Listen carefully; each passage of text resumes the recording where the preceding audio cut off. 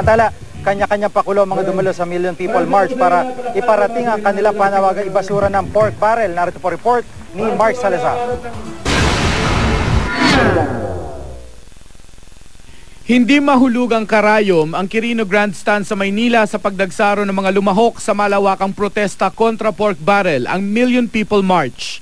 Iba't ibang grupo, sektor at ordinaryong mamamayan ang sumali sa panawagan na ibasura ang pork barrel, ang pondo ng bayan na umano'y nagagamit sa katiwalian ng mga opisyal ng pamahalaan.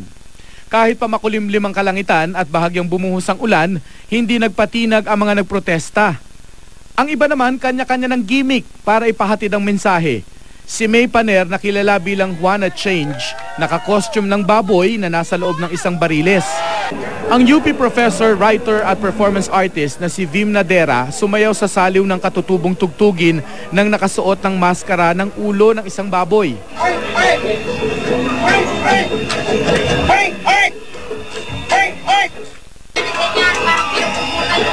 Tama!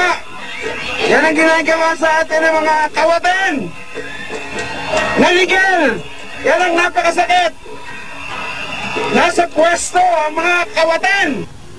Ang grupo ng Akbayan sabay-sabay namang nag-ehersisyo. Ito raw ang kanilang kakaibang paraan para ipakita ang pagtutol sa pork barrel. 200 musical instruments naman na gawa sa kawayan na ipinamahagi ng grupong Sanghabi at Philippine Greens sa mga nakiisa sa kilos protesta. Ang bungkaka raw kasi pantaboy ng masasamang espiritu, habang ang tungatong naman pantawag ng mabubuting elemento. Sa halip na pagsigaw, nais daw nilang iparating ang panawagang alisin ng pork barrel at panagutin ang mga tiwali sa pamamagitan ng musika. Lalo namang nabuhayan ng loob ang marami nang dumating sa kilos protesta si Manila Archbishop Luis Antonio Cardinal Tagle para magpakita ng suporta sa kanilang ipinaglalaban. Ang marangal na sarili ang siyang mamayani. Mga sistema at patakaran dapat daan ng kabayanihan. Ikinagulat din ng ilan ang pagpunta roon ng na-impeach na si dating Chief Justice Renato Corona kasama ang kanyang misis.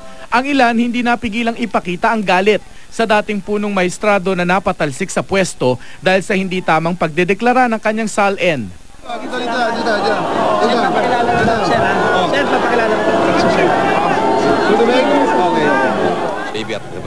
Ilan ding personalidad mula sa showbiz ang nakilahok sa protesta. Kabilang na sina Edo Manzano, TV host na si Willie Revillame, Gloria Diaz, Pia Magalona, Jim Paredes at Leo Martinez. Mark Salazar, GMA News.